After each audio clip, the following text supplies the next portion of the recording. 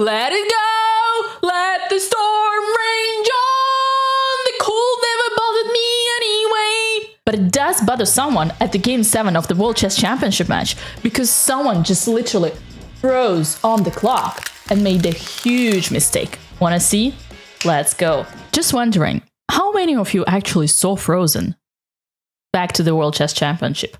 Game number 7, Jan Nepomniachtchi with white pieces, Liren with black. So far, the score is tied 3-3. We got 4 decisive games out of 6. Insane, isn't it? Today, Jan is playing white. Jan has already taken lead twice and gave it back to Ding. Unlike the first loss of Ding, the second one was way more important for Jan because Ding got really outplayed. But in the round 6, as you all know, there was a curse on the round 6. In the previous game, just before the rest day, Jan Nepomniachtchi lost to Ding with black pieces. As you know, in this match, everybody loses with black pieces. So, logically speaking, I'll let you make the conclusion who was supposed to win today, but that wasn't what it looked like when the game started with e4, e6. Oh my lands. Bonjour, la France. Ding Liren goes to French. Literally, French defense. d4, d5. French has not been played at the scale of the World Chess Championships in decades. French is well known to be worse for black. It's not equalizing. Everybody has already proven that. Jan is shocked. He goes with the Tarish variation of French defense. It's not the most ambitious. The most ambitious would be knight c3. You get plenty of games like this. Oh, by the way, I did have a match with this French defense that's coming. The video is coming soon against another female streamer. I'll let you guess what is that. And if you want to see that match, obviously. Back to professionals. Knight d2. c5. Knight gf3. C takes d4. Knight takes d4. So far, we are in the preparation of Ding. Even though you can see that Ding here, 57 minutes versus 58, does take time. E takes d5, or some insecurities, you know. Knight takes d5, e takes d5, knight takes d5. Knight 2, f3, bishop e7, bishop c4. Believe it or not, but right here, after move 8, Ding Liren was already out of the book. Now you will tell me, but looking at the clock, by the way, testing new layout, let me know what you think about it. Would you prefer this or this? Just wanted to show you the clocks, you know? Knight c6, move number 8. Already, Ding Liren is out of prep. But you will tell me, but Jan Nepomniachtchi also spent like what, 40, like even more time, 47 minutes, so he spent like 13 minutes? Wasn't Jan first out of hook? Yes, but that was a surprise. If you surprise someone, it's okay that they take time, but you were expecting this, you were prepared, so why are you already in the out of book on the move 8? Knight takes c6, b takes c6. Here we enter into a very particular, very special pawn structure. It does have its weaknesses for black, as you can see, because the pawn chain here is weak. We got 2 aisles of pawns versus 1. You know what it is, aisles of pawns. It makes pawns weak. Why does black decide to go for this structure? Having 4 pawns on the king side, a typical French structure, versus 3. Simply because black is looking for dynamics. Dynamics gonna compensate the weakness of the pawn structures. Short castle, queen e2. Typical plan here would be for white to attack on the king side, putting the rook on d1 or e1, bishop on d3, queen on e4, and knight on g5, and, you know, sacrificing on h7. Or putting the knight on e5 and play against the development of your opponent. Always keeping an eye on the king. Super easy plan. Not only objective, but also easy on the practical level. Now, black, on the counter side, has this amazing knight in the center that's not easy to kick, because whenever you play c4, you weaken b4, and also knight can jump into different locations, and you weaken d3, so your bishop would not be that strong on d3. There is this central pawn. If the pawn goes in the center, Both pawns can go to the center and one day even smash white, even with f5 and e4. I personally always struggle to play against this structure. I literally hate this for white.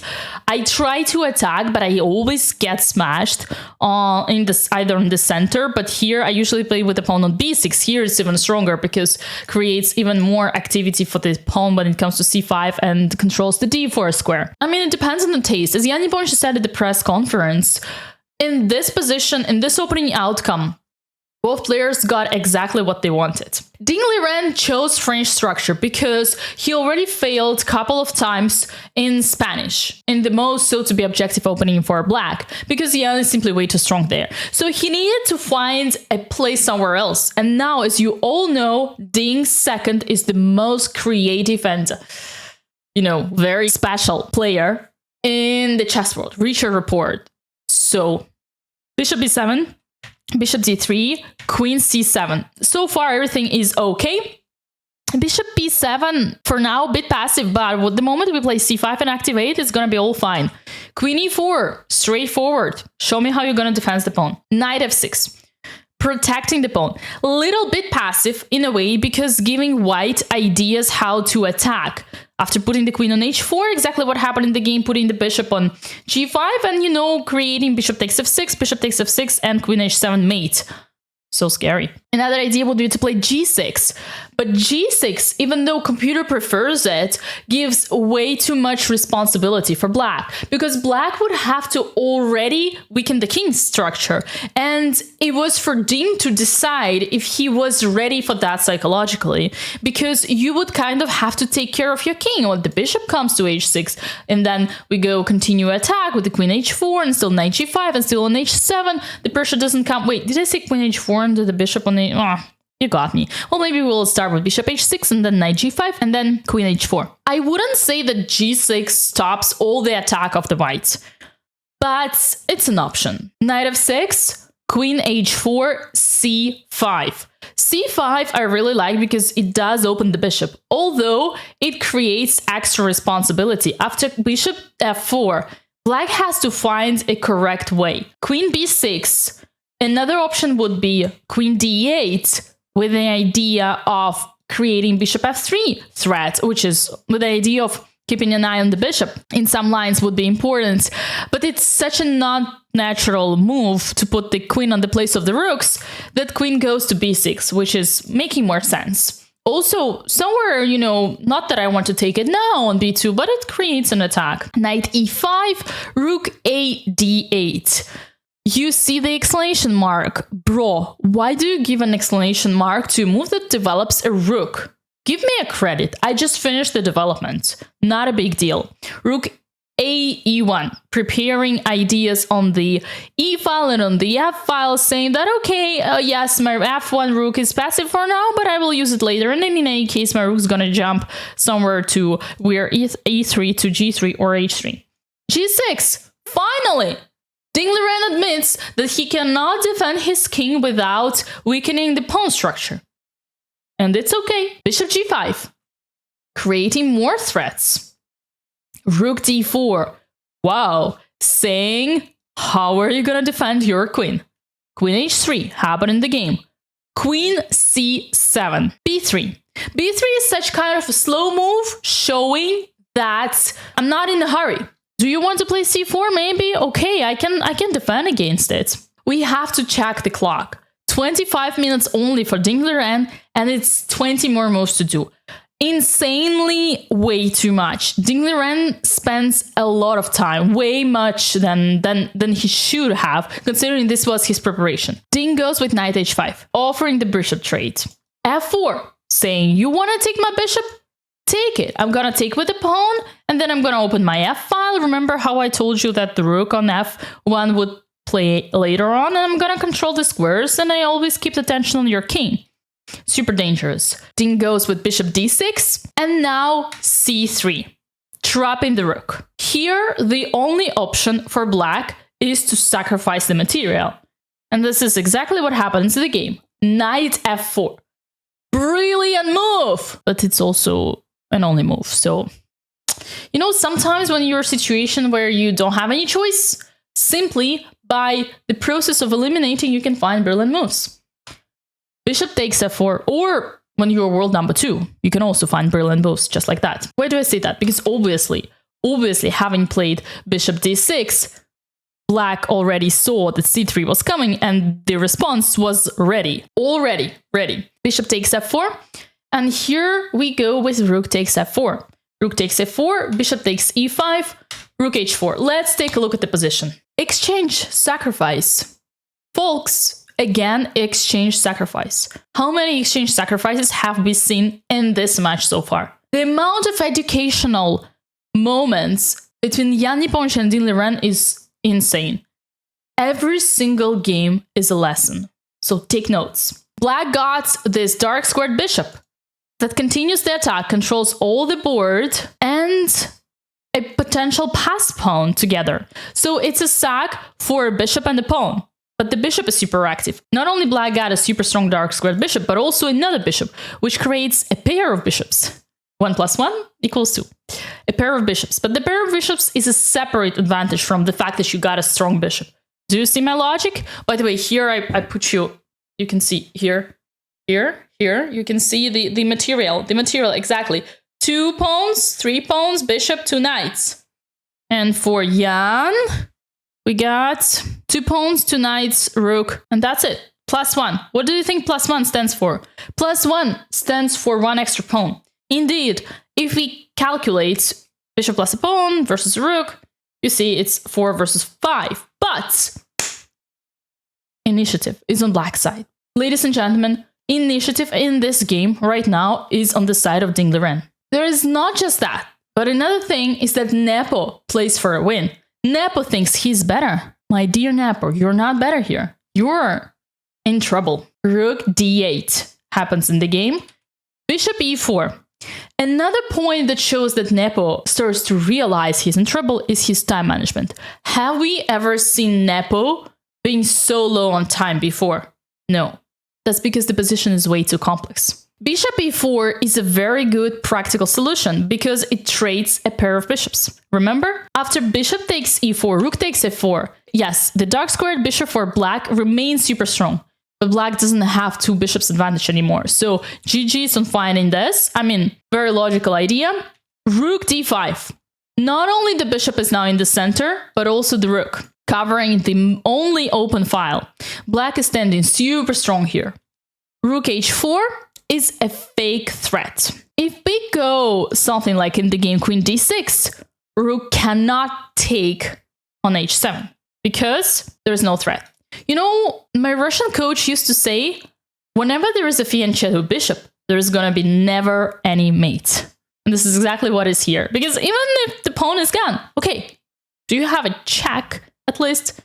No, you do not. And here would be some kind of direct win after rook d1, rook takes d1, and queen d1, and king f2. Let's go with queen d2. Well, I can just go back, but there's a mate.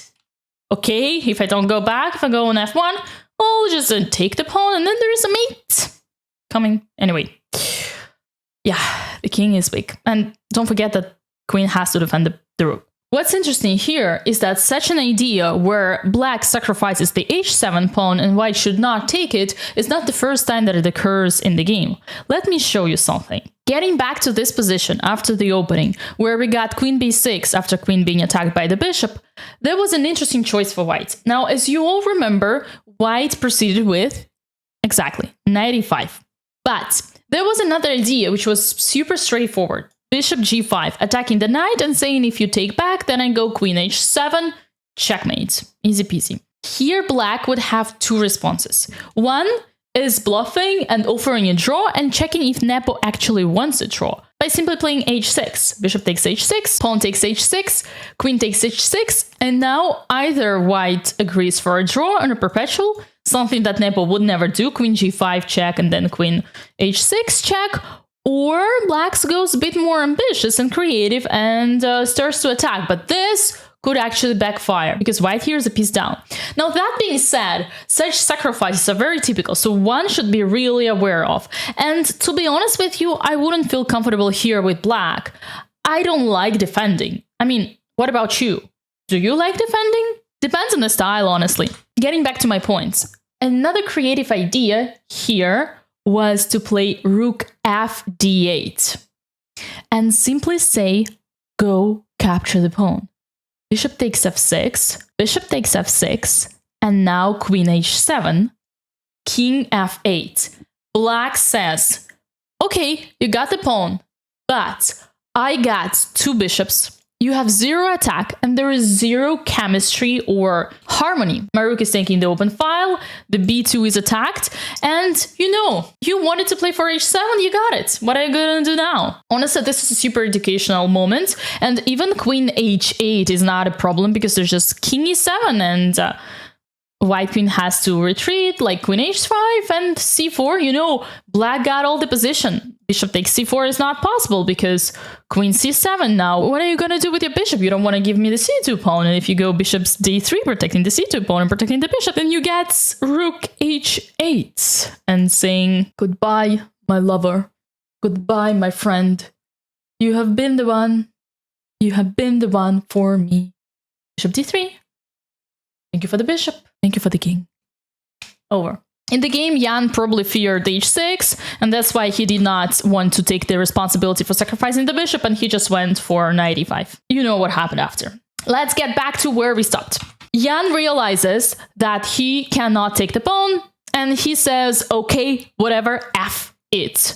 Queen e3. h5 is a really nice move. g3, preparing the barrier against the bishop, the strongest piece of black, one of the strongest pieces of black, also one of the only pieces of black, but that's another story. So here white responds with g3.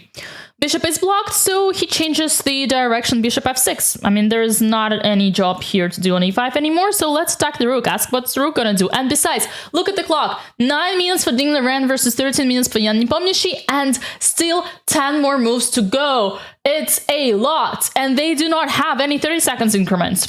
Rook c4. I like this move because it's kind of, defending your pawn and attacking the opponent's pawn, potentially a weakness, but also putting the rook in front of 2 pawns is a bit weird. So, I say I like it move, I'm not sure how good it is.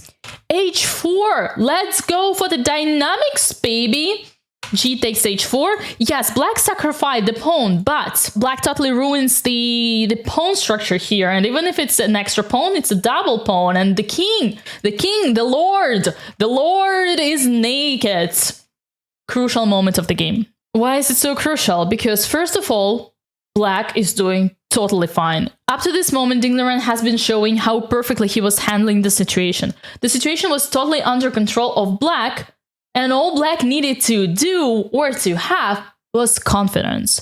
You just need to keep on with solid moves. 8 more moves, you pass the time control, and then you got 1 extra hour and you do whatever you want. King g7, easy peasy, why not? Okay, if you want to be more aggressive, improve your bishop. Just remember why you played h4. You played h4 so that the pawn could take, so that you would destroy the barrier. So go back to your bishop killer mode, activate the piece. But no. Dina Liren completely frozen for 5 minutes. The entire time he has on the clock, he wastes for nothing. And his brain disconnects. He goes for rook d2. Question mark. What's the problem of rook d2? Well, to be honest, for now, there's no problem. Dina Liren does blunder. Rook e2. He was planning to play rook d1 and after king g2, do something. I actually don't remember. You gotta check on the press conference and tell me what he blundered here. But the truth is, it was still fine. Okay, there was something you didn't see with this rook e2 and king g2, but just go back rook d5. Protect your pawn. Okay, fine. Yes, you gave extra tempo, but that's all right. Just hold on. Jan still needs to make moves. Dina Liren admits on the press conference that the thing he was fearing of was connected to king g7, let's say a simple move, and then white goes with rook f1, and then consolidates with rook f4, even though there's bishop e5, but that's another story, consolidates with his rooks and creates some attack, and black is worse. That's not true. Black is doing totally fine. The 2 potential pass pawns and the central bishop and the central rook totally compensate. The only thing that black should be taking care of is not to trade the queens. Let's say queen g3 And if by any circumstance black accepts the queen trade, then they are totally lost.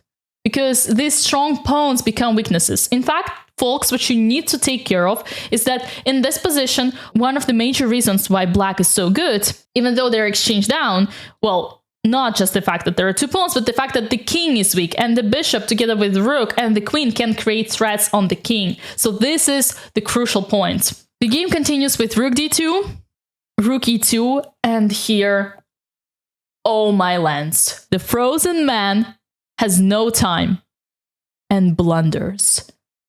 Rook d3.